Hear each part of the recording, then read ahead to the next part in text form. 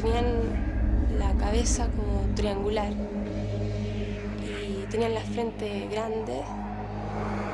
Los vi que me examinaron el estómago.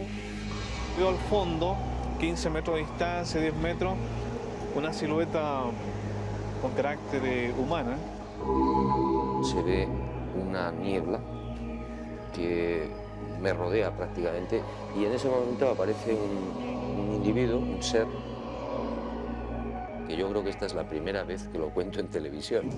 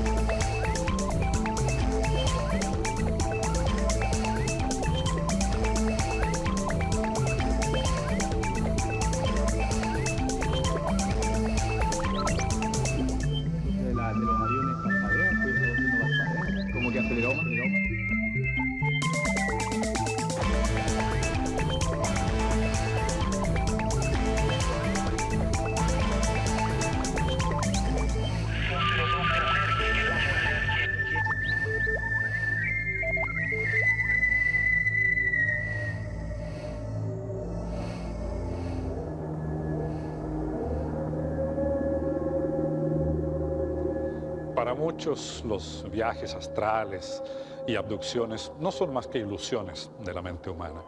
Y para otras personas se trata de enigmas que nuestros conocimientos actuales no nos permiten todavía aclarar. Pero también hay personas que creen haber tenido contacto con otros mundos, vivencias reales que se han llevado a cabo en lugares tan cotidianos como su hogar o su lugar de trabajo. Durante los últimos 40 años, tanto en Estados Unidos como en Chile, aumentan los reportes sobre las llamadas abducciones o encuentros cercanos del cuarto tipo. Los ufólogos llaman de esta manera a los presuntos secuestros que serían perpetrados por seres extraterrestres para examinar, o para otros propósitos que desconocemos, personas de ambos sexos, generalmente en edad fértil. Siguiendo el rastro de un caso que presentaba características de abducción, viajamos hasta los alrededores de Punta Arenas, en la región de Magallanes.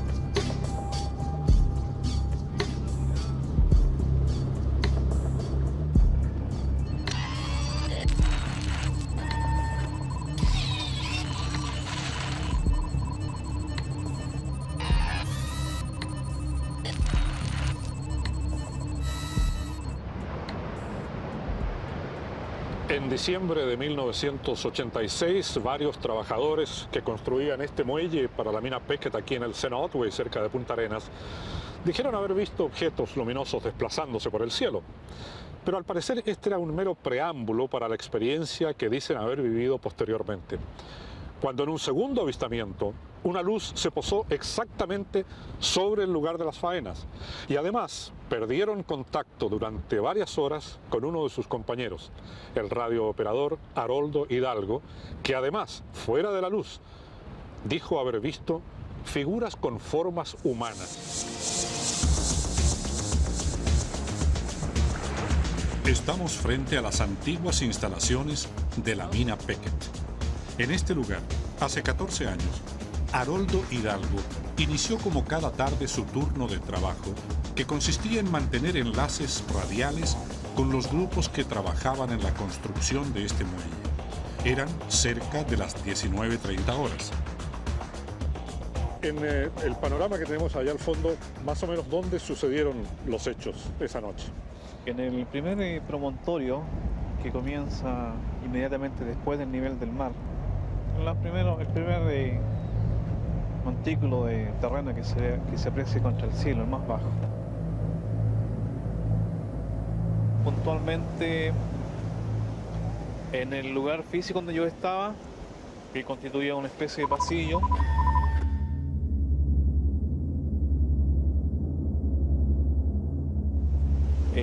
al final de este pasillo vi una luminosidad que se filtraba desde el exterior.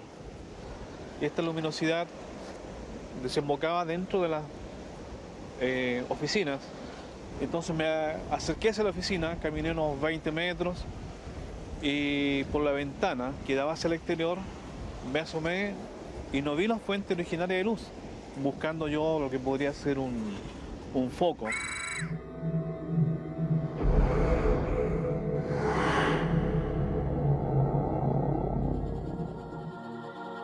En las afueras del campamento minero había otros trabajadores y entre ellos el nochero Hugo Bahamondes.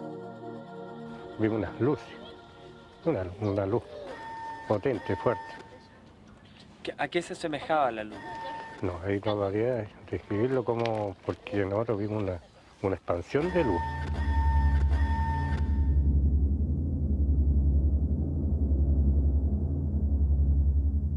El área mía era la parte principal donde trabajaba el radiooperador, que Aroldo Hidalgo.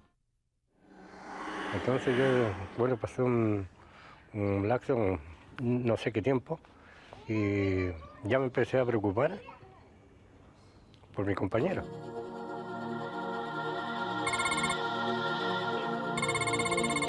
Bueno, las comunicaciones radiales presentaron anomalías, que fue el primer indicio de algo no normal. ¿Y qué anomalía era esa? No pude establecer contacto con ninguna de las estaciones, todas están en un radio perimetral de no más de 1000 metros, y las unidades náuticas, que eran varias, entre ellos un buque de la Armada, a no más de un par de millas de distancia. Ya. No había caso de establecer otro contacto. No hubo posibilidad alguna. ¿Durante cuánto rato fue eso? Podría decirse durante un par de horas. ¿Y la luz se posó en algún lugar ahí en la mina? No, se mantenía. ¿Y cubría todo el sector la luz? Todo el sector, pero fuerte. Bahamondes y otros trabajadores habrían visto el objeto volador no identificado proyectando su luz sobre el campamento minero al mismo tiempo en que Aroldo Hidalgo permanecía encerrado junto a los equipos de radio. Más adelante veo al fondo, 15 metros de distancia, 10 metros, una silueta con carácter humana. ¿Afuera? No, dentro del recinto. Dentro del recinto. Dentro del recinto. Una figura más o menos con forma humana. Corpórea, claro. Corpórea, digamos, indefinida en lo que podría decir en su vestimenta. Entonces, tengo la impresión de que yo me acerqué sin ninguna especie de miedo hacia lo que podría ser esta figura. Y de ahí tengo un lapsus que no sé nada más. Pierde la noción. Exacto.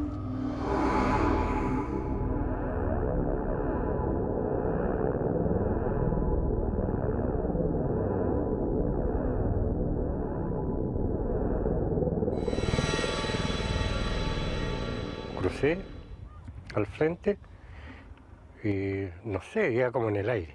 Para mí como en el aire porque aparte me tiritaban las piernas, el cuerpo y todo.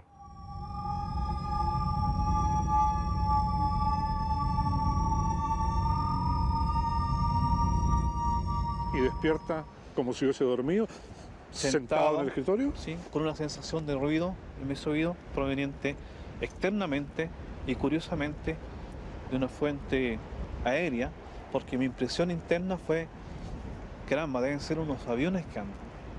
Voy a irnos a ver. Hice un intento de incorporarme para ir a la ventana que tenía a la vista y verlo. Pero mis intentos de incorporación desde la silla, sorprendentemente, situación que me acuerdo muy bien, no surgió efecto. Entonces hasta me cuestioné por qué me estaba pasando eso, que fue lo que ahí me llamó poderosamente. Me quiere decir usted que no se podía parar. Exacto. Quiso pararse y no se podía. Estaba inmóvil, paralizado. Podríamos decir eso. ¿Esto era a qué horas más o menos? ¿5 de la mañana? 5 de la mañana. Pero llegué al área de mi colega y golpeé y no da señales. Por más que le golpeaba uno, le golpeaba las latas fuerte y no salía. Bueno, no sé cuánto tiempo pasó y después abrió la puerta. ¿Cuánto rato después fue? No, ahí sí que no hubo control de horas, ni una cosa, porque nunca había había vivido un caso, un problema de ese tipo. Me extraña mucho el no poder tener la secuencia de qué es lo que pasó en ese lapsus y por qué no pude moverme cuando yo así mentalmente no disponía. Pero insisto que si yo no hubiese tenido el testigo de otras personas y armábamos este puzzle, habría sido tal vez una circunstancia de lapsus mental como cualquier persona. Pero ahí estuvimos conversando y a la madrugada, ya cuando nos tocó la bajada, conversamos entre los tres y vinimos a pasar a la prensa, fuimos a hacer el comentario de lo que habíamos visto. Y actualmente, ¿qué siente usted de haber tenido esa experiencia? Pienso que cualquier persona puede ser depositaria de una experiencia sin siquiera desearlo o pedirlo, circunstanciarlo fortuitamente. Creo que esto es una situación al alcance de todos. ¿Usted cree en los ovnis? Trato de no creer, porque nunca más me ha pasado, ni quiero que me pase. El avistamiento de un objeto volador no identificado, la aparición de siluetas de aspecto humanoide y la sensación de tiempo perdido o missing time son elementos que, según los ufólogos, corresponden a las características de una abducción o encuentro cercano del cuarto tipo. Convencer a Haroldo Hidalgo para que contase en cámara su historia no fue fácil. Por ahora, aunque solo recuerda parcialmente lo ocurrido aquella noche, no desea someterse a una hipnosis regresiva. En la misma región de Magallanes existen testigos como la conductora de televisión Miroslava González, quien tras una regresión consiguió reconstruir lo que le habría ocurrido a ella y a su esposo durante un encuentro con un ovni en los alrededores de Punta Arenas. Pero ella aún no quiere difundir el contenido de aquella hipnosis. Con esto tan, para mí, impresionante, el aluminio.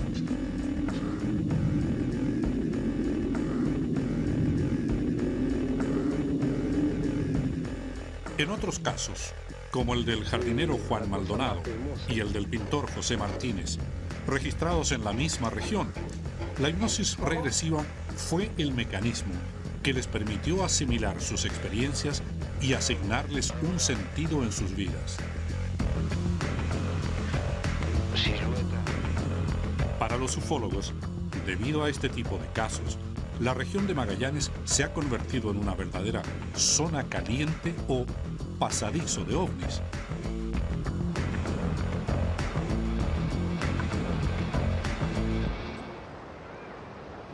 Pero en otros puntos del planeta, en el hemisferio norte, los reportes son todavía más abundantes. Para ampliar nuestros conocimientos sobre este tipo de casos, fuimos a los Estados Unidos, donde el psiquiatra John Mack ha realizado las investigaciones más completas que se conozcan a nivel mundial sobre abducciones.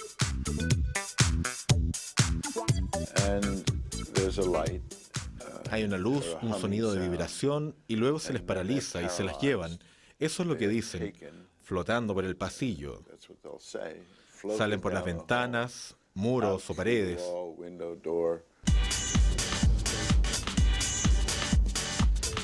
Investigando los crecientes reportes sobre casos de presuntas abducciones, llegamos hasta la Universidad de Harvard en Boston, Estados Unidos.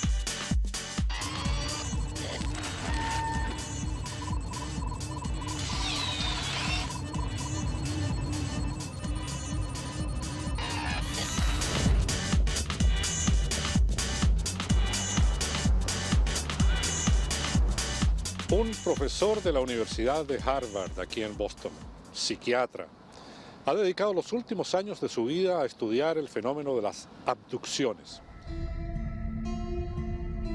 Desde esta universidad, John Mack se ha convertido en el mayor experto mundial en el tema. Su trabajo ha sido reconocido, con el premio Pulitzer y personalmente ha investigado cerca de 200 casos y ha publicado libros y estudios especializados sobre estos llamados encuentros cercanos del cuarto tipo. Gracias al empleo de técnicas como la hipnosis regresiva, ha conseguido detallados antecedentes sobre lo que ocurriría durante un proceso de abducción. El núcleo de la experiencia es que al parecer a la persona la visitan y, como dije anteriormente, esto se remonta a la niñez. Serían uno o más seres extraños, usualmente con grandes ojos negros. También hay otros tipos con forma de reptiles o de humanos. ¿Tienen forma de reptil, pero se paran sobre dos pies o se arrastran? Sobre dos pies. Parecen reptiles.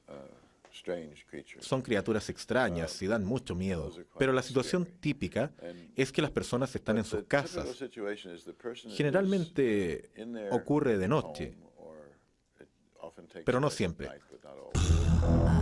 En 1999, dimos a conocer un caso que coincide con las situaciones descritas por John Mack. La joven peluquera chilena Ketty Belma Núñez aseguraba haber recibido en su hogar, en la ciudad de Iquique, lo que los ufólogos llaman una visita de dormitorio. Cuando un equipo de nuestro programa la acompañó a 2 sesiones de hipnosis regresiva, ella describió a un ser de aspecto alienígena cuyo rostro dibujó después sobre la arena de la playa. Míralo, puedes mirar. Sí. Míralo cara a cara, míralo de frente. Sin miedo, Ketty. Puedes mirarlo, hazlo nomás. Eso tenía encima mío.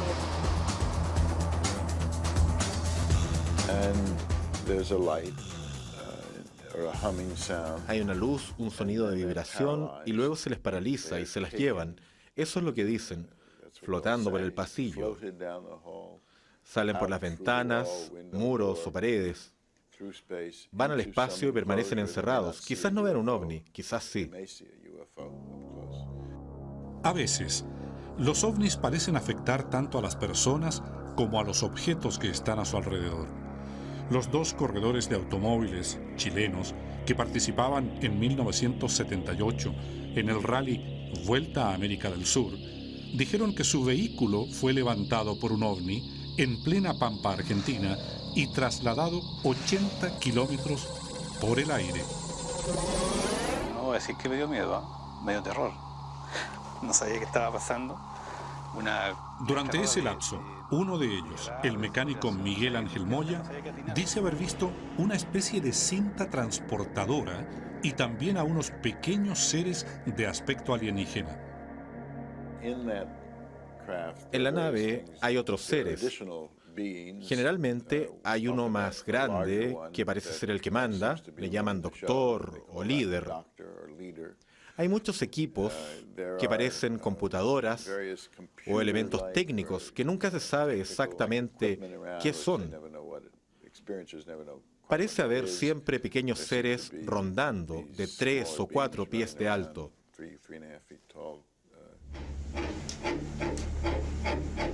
En casos como el del pintor español José Martínez, que asegura haber sido abducido mientras pescaba en las afueras de Punta Arenas, los seres alienígenas le habrían practicado exámenes, pero al mismo tiempo se comportaban, dice, de manera amistosa. ¿De dónde venís? Te respondo. Se ríen.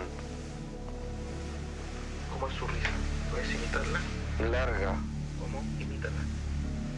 Larga. Después de una hipnosis regresiva, Martínez pintó estos cuadros que representan a los seres que dice haber visto en esa experiencia. Luego se les hacen pruebas o se les pincha con instrumentos de apariencia extraña, que a veces son dolorosos, pero más que nada causan miedo. Generalmente los tocan con algo que los calma. Surge un patrón reproductor que se relaciona con una serie de abducciones y experimentos que resulta en la creación de lo que parece ser un tipo de especie híbrida entre los humanos y esos seres, que en algún momento nacen. Ese es el tipo de núcleo de una experiencia física. Ahora, ¿qué tan literalmente físico sea todo esto?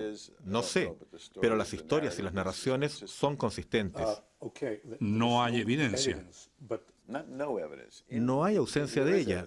Hay evidencia, hay cortes, marcas en las personas. Sienten que tienen protuberancias donde creen que les han hecho implantes.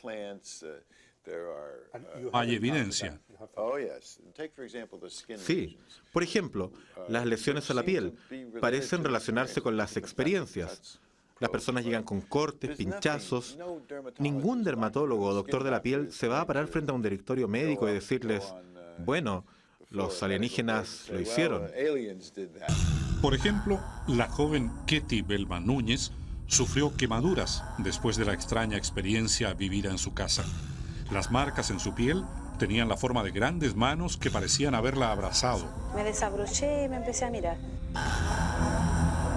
Y ahí fue cuando me recorrió el colado por todo el cuerpo. Examinada por 2 dermatólogos, ambos llegaron a conclusiones distintas.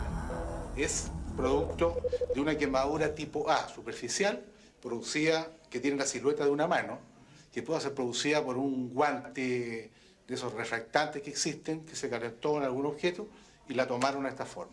No, para nada. No, para nada. No. Además, la persona se da cuenta inmediatamente. Si yo me acerco a ti y te pongo la mano y te quemo, claro, pues como es un cuchillo. Ketty conserva hasta hoy estas fotografías como evidencia de la experiencia sobrenatural que ella asegura haber vivido.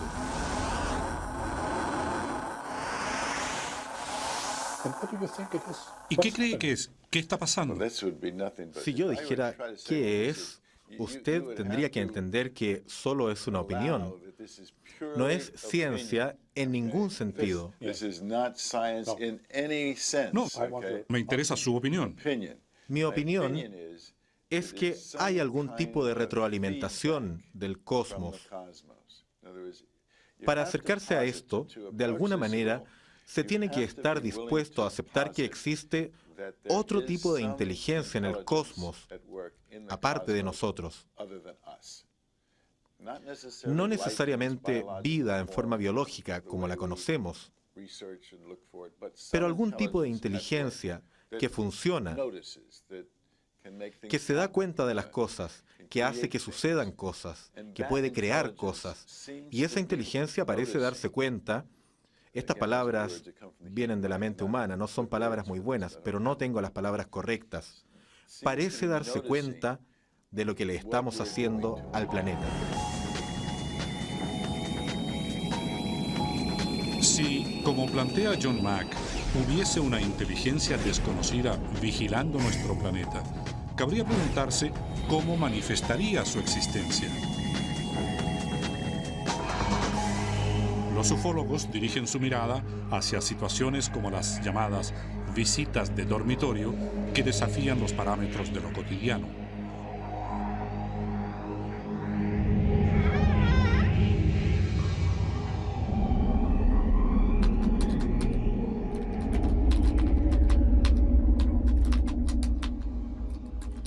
La estudiante universitaria Catalina Ostornol cree haber vivido una de estas situaciones en 1998 en su propia casa, donde habría sido visitada, según su testimonio, por seres de aspecto alienígena. Me llamo Catalina Ostornol. Cuéntame, Catalina, ¿qué haces? Yo estudio antropología en la Universidad de Chile. Fue en 1998. Yo me había acostado como a las 10 de la noche, alrededor.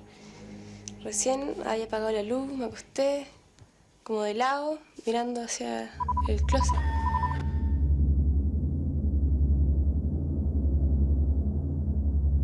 Y como a los 5 minutos sentí una presencia en mi espalda.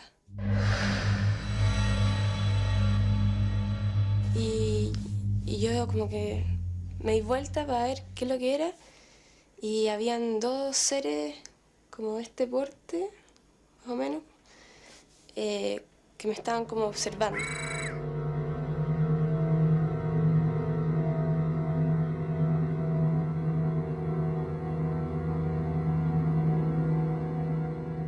Cuéntame cómo eran los personajes que viste. ¿Qué forma tenían? Bueno, tenían la cabeza como triangular, como así. Y tenían la frente grande, con arrugas. Catalina dibujó para nosotros un boceto de los dos seres que asegura haber visto aquella noche de 1998. Tenían los ojos como los que siempre se dibujan y una boca súper chica y las orejas puntiagudas. Pero estaba paralizada. No, cuando los vi como que me hice así y me quedé así. Y no pude reaccionar, no pude hablar, nada. Solamente los pude ver.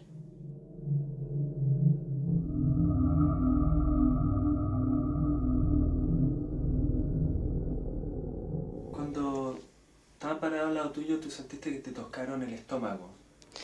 Los vi, que me examinaron el estómago. ¿Qué te hacían? Con la mano me hicieron una vuelta así, por el estómago. Fue como si yo hubiera sido una paciente, me hubieran estado examinando.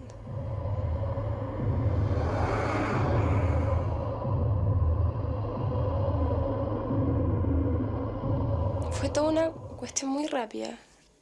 Como que se cambiaron de estructura a luz, en unas de luz blanca, y se giraron y salieron por la ventana.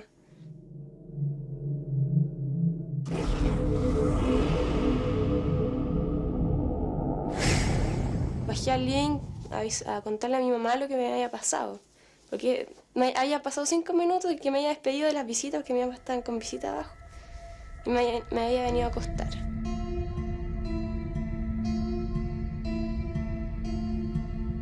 ¿No podría haber sido un sueño? No, porque estaba con los ojos abiertos todo el rato.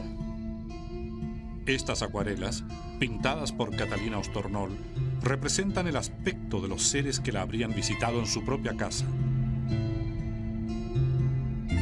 El caso de Catalina Ostornol correspondería a una visita de dormitorio, nombre dado por los ufólogos a aquellas situaciones en que, aunque no existe un avistamiento ovni de por medio, los testigos describen la presencia de seres de aspecto alienígena. Otros investigadores creen ver en estos casos vínculos con fenómenos paranormales. En Manhattan, investigamos los nexos entre ovnis y parapsicología. Y en Santiago, el ufólogo español JJ Benítez contó por primera vez en televisión la experiencia que habría vivido durante su niñez y que él hoy define como un encuentro con un ser extraterrestre. Juan José Benítez, periodista, escritor, debe ser el ufólogo más conocido del mundo de habla hispana. Su obra más famosa, la serie Caballo de Troya, va ya en 6 volúmenes. Y cuando vino a Chile a presentar el último libro, aprovechamos de conversar con él.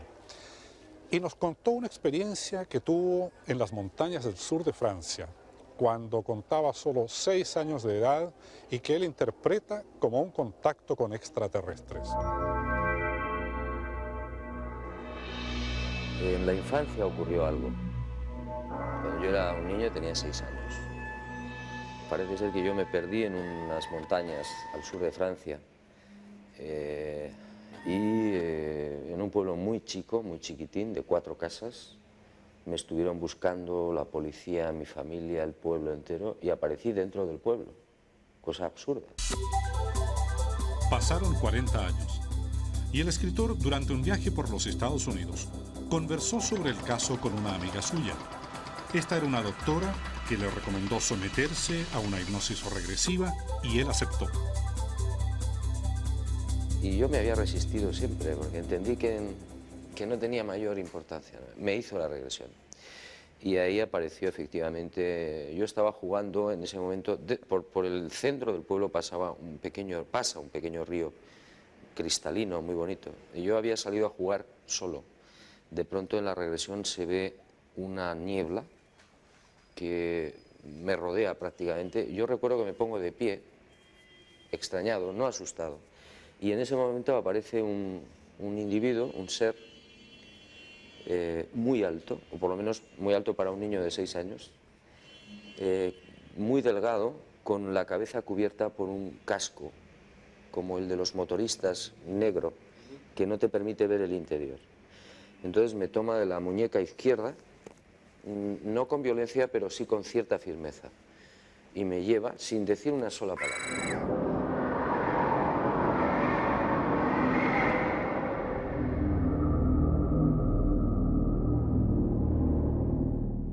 Entonces yo me veo en un lugar que es como una gruta, bajo unos peldaños, y estoy dentro de lo que yo entiendo que es una cueva, pero no estoy seguro. Y entonces allí hay una especie como de bañera de piedra, una especie de sarcófago de piedra abierto por arriba, grande. Él me toma, me deja dentro de esa especie de bañera de piedra, y me llama la atención porque en el suelo de la supuesta bañera hay unos focos blancos de luz, alineados de 3 en 3, que salen, son como cañones de luz. Y yo me pongo a jugar con ellos.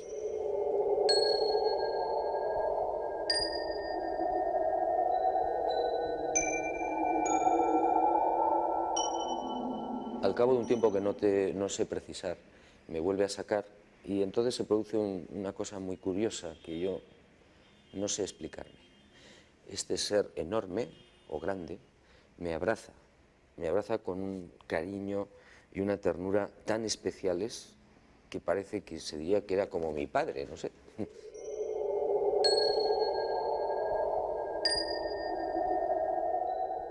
Y ya me deja en el suelo, creo que salgo del lugar y ya no recuerdo más.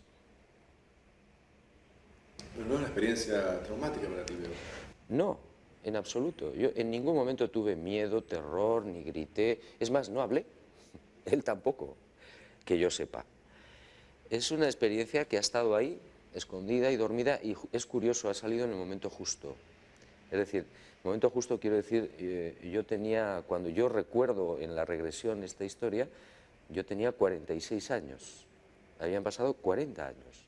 Era un momento muy oportuno porque yo estaba ya bastante maduro dentro del fenómeno OVNI, hasta el punto de que yo creo que esta es la primera vez que lo cuento en televisión.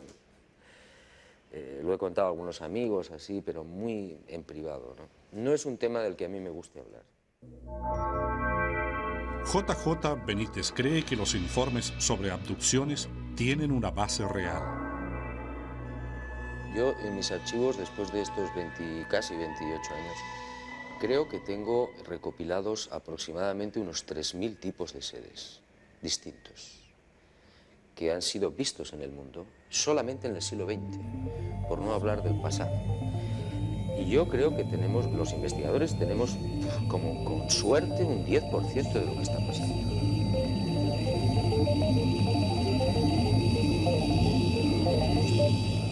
Pero sospechamos, por lógica, que pueden venir de la galaxia, que es un semillero de vida. Solamente pensamos que hay 100.000 millones de soles. ¿Cuántos cortejos planetarios puede haber ahí? ¿Qué sé yo?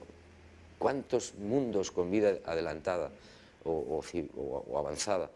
Pues qué sé yo, pero millones, lógicamente, de mundos. Y si ya nos vamos más allá, a otras galaxias, pues qué sé yo lo que hay. Y además hay otras teorías de que pueden proceder de dimensiones desconocidas para nosotros.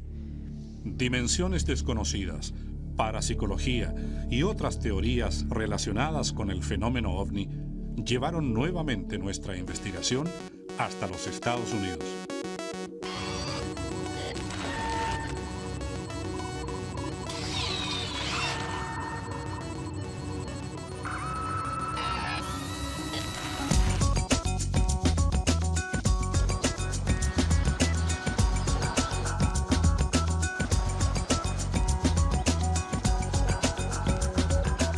En en la ciudad de Nueva York se concentra la mayor cantidad de estudiosos del fenómeno OVNI de los Estados Unidos y posiblemente del mundo. Por eso hemos llegado hasta acá, para buscar respuestas conversando con ellos. En esta ciudad tiene su sede el Instituto de Parapsicología de Manhattan. Ahí nos reunimos con el psicólogo puertorriqueño Carlos Alvarado, especializado en parapsicología en la Universidad John Kennedy de California y doctorado en Edimburgo, Escocia. Hay varios puntos de contacto. Como usted sabe, el fenómeno OVNI en sí no es estudiado mucho por los parapsicólogos, pero algunas personas han encontrado similaridades interesantes. Una de ellas es que las personas que tienen contacto con estos OVNI, algunas veces después de este contacto, dicen desarrollar facultades parapsicológicas. Dicen que pueden leerle la mente a otras personas, que pueden mover objetos, que a veces los relojes u otros aparatos que están cerca de ellos se dañan con una frecuencia bien alta. Y eso pues indica, ¿no?, que hay algún tipo de fenómeno parapsicológico que quizás está relacionado con haber tenido este encuentro OVNI. El caso del jardinero chileno Juan Maldonado ilustra perfectamente lo dicho por el profesor Alvarado. Hasta el día de hoy existen en Punta Arenas testigos que declaran que, tras su encuentro con un OVNI en 1977, Maldonado habría desarrollado facultades adivinatorias y aumentado notoriamente su nivel intelectual. Después del fenómeno cambió. Al tiro. Así. Al tiro, impresionantemente. Fue como delante cuando le dije a este niño que sentía hablar al patrón y efectivamente decía así. Él tenía la capacidad de leer a distancia sin lo que escribían otras personas. Y Maldonado decía exactamente lo que la persona había escrito. Así era. Ahora, normalmente las personas que sufren estos fenómenos que dice usted han sido lo que se llama abducidos. Vale, es decir, ellos han tenido la sensación de que han sido raptados o sustraídos de la Tierra durante un periodo impreciso. ¿Tiene algo que ver eso con lo que se llama viajes astrales? En algunos casos que yo he leído, hay una descripción que es muy semejante a la del llamado viaje astral o experiencia fuera del cuerpo, que consiste básicamente en la persona está acostada, ¿no?, en su cama y de momento siente como que se eleva paulatinamente, a veces mira hacia atrás y ve al cuerpo propio acostado en la cama o acostada en la cama y entonces a veces pues sale, flota por la habitación y en algunos casos sale de la habitación, viaja a otros sitios. En algunos de estos casos de secuestros de OVNI sienten cosas así similares, ¿no?, en que salen así y van hacia una luz, por ejemplo, que después ellos dicen que era un OVNI. Ahí yo diría pues que habría una similaridad. ¿Tiene usted alguna creencia o teoría respecto al fenómeno OVNI? Yo creo que es un fenómeno con un impacto a la sociedad increíble y que no puede ser ignorado. ¿Pero usted cree que es un fenómeno real? Sí, yo creo que es un fenómeno real. ¿Podría ser el fenómeno OVNI algo que convive con nosotros y sencillamente no hemos desarrollado las capacidades para apreciarlo constantemente y esto se produce de vez en cuando por una conjunción de factores? Sí, yo creo que esa es una buena forma de verlo, que esos factores a los que usted se refiere todavía no los entendemos y ocasionalmente pues le ocurren a uno en términos de aspectos mentales o fisiológicos. Y por eso, pues de vez en cuando hay personas que tienen este tipo de experiencias, pero no están pasando todo el tiempo, ¿no? Mientras la parapsicología plantea que algunas personas pueden estar más dotadas que otras para percibir fenómenos como los ovnis, hay científicos que creen que es posible, mediante tecnología de punta, hacer contacto con civilizaciones inteligentes que pudiese haber en nuestra galaxia. Estos científicos trabajan en el SETI, Instituto para la Búsqueda de Inteligencia Extraterrestre. Su labor inspiró la película Contacto, protagonizada por Jodie Foster. El líder del SETI, Frank Drake, nos mostró la famosa ecuación con que pretende establecer cuántos mundos inteligentes podría tener la Vía Láctea. Si hubiese otros mundos inteligentes en el universo, es legítimo preguntarse de qué manera podríamos comunicarnos con ellos. En los Estados Unidos hay científicos que creen que el contacto es posible.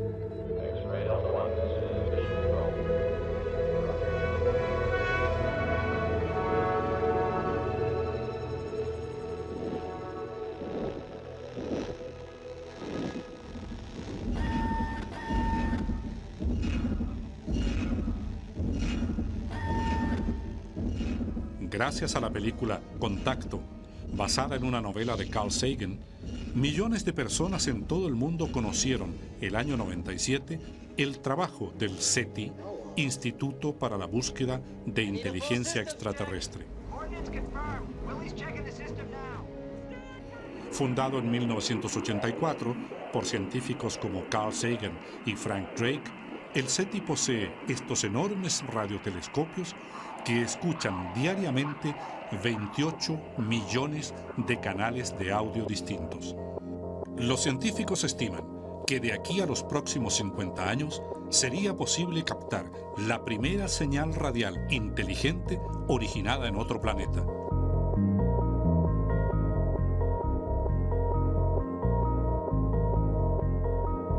Siempre en Estados Unidos, nos fuimos al SETI en el estado de California.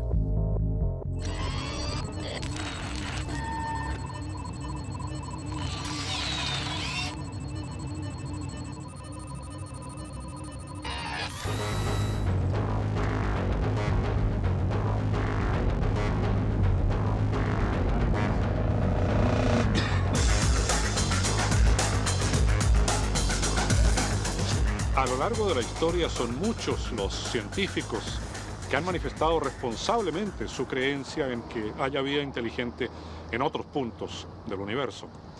Pero uno de ellos, Frank Drake, fue un poco más allá e hizo todo un cálculo probabilístico al respecto que ha llegado a llamarse la ecuación Drake. Y por eso vinimos hasta San Francisco para conversar con él.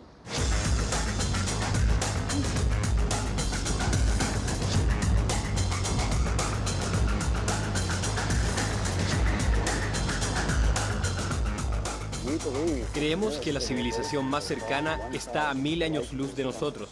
Y esto significa que hacer una pregunta y esperar una respuesta tomaría 2000 años. Y eso no es muy interesante. Y por eso preferiríamos captar su señal de televisión, para lo cual se puede necesitar un gran radiotelescopio, muy caro. Pero es lo mejor que podemos hacer, porque podemos aprender todo lo que queremos solo en algunos días. ¿Qué haría con tal información? Tenemos una política, al igual que otros buscadores en el mundo, que una vez que hacemos este descubrimiento, lo decimos al mundo entero, inmediatamente. No habría ningún encubrimiento. Emitimos la información. La llamada ecuación Drake, creada por este astrónomo, permite estimar la cantidad de civilizaciones inteligentes que podría haber en la galaxia. Está listo. Listo, ok. Esta es la ecuación conocida como la ecuación Drake, que nos da el número detectable de civilizaciones en nuestra galaxia. Dice que el número de civilizaciones es igual a la multiplicación de estos 7 factores. Bueno, ¿qué son estos 7 factores? Uno es la tasa de formación de estrellas en nuestra galaxia. Eso lo sabemos muy bien, es alrededor de 10 estrellas por año y ha sido así a lo largo de la historia de 50 billones de años que tiene nuestra galaxia. Drake calcula, mediante su ecuación, cuántos planetas de los que tendría la Vía Láctea, nuestra galaxia, podrían estar habitados y haber desarrollado una civilización inteligente dotada de tecnología. La pregunta es, ¿cuántas de estas podemos detectar? Bueno, es posible que después de desarrollar su tecnología se hagan visibles por mucho tiempo. Quizás esta observación sea optimista. Las civilizaciones que desarrollan tecnología como nuestra televisión se hacen muy visibles con las cosas que irradian. Nadie alcanza ni esta música popular. Finalmente, Drake llega a una cifra sobre la cantidad de mundos inteligentes que podría tener nuestra galaxia capaces de generar sus propias señales de radio o televisión. Entonces, esto es 10.000. El producto de todos estos números es 10.000. Y la conclusión es que probablemente hayan 10.000 civilizaciones detectables, pero hay mucha incertidumbre en ese número. Mientras científicos como Frank Drake esperan un mensaje radial o televisivo que pudiese venir de una civilización extraterrestre, psiquiatras como John Mack reciben cada año a personas que aseguran que el contacto con otros mundos ya se está produciendo aquí, en la Tierra, sin que nos demos cuenta de ello. Y en Chile, venciendo sus temores iniciales, son varias las personas que durante los últimos años han comenzado también a entregar sus testimonios.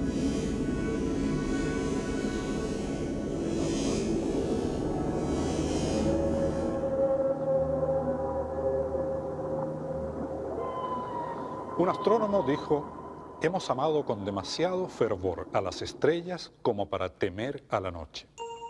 Tal vez el rigor en la investigación y la duda razonable no tendrían por qué hacernos temer al misterio.